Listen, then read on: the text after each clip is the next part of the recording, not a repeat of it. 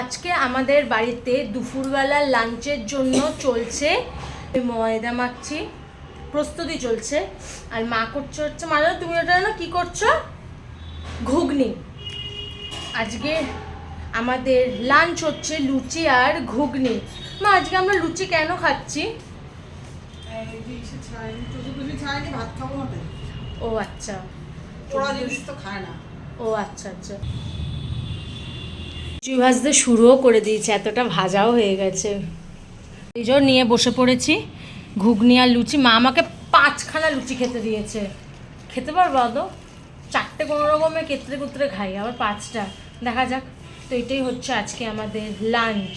পুরো গরম, মানে ধোয়া বেরোচ্ছে। জাস্ট এই সবে নামালো মা। খিদে পেয়েছে এত,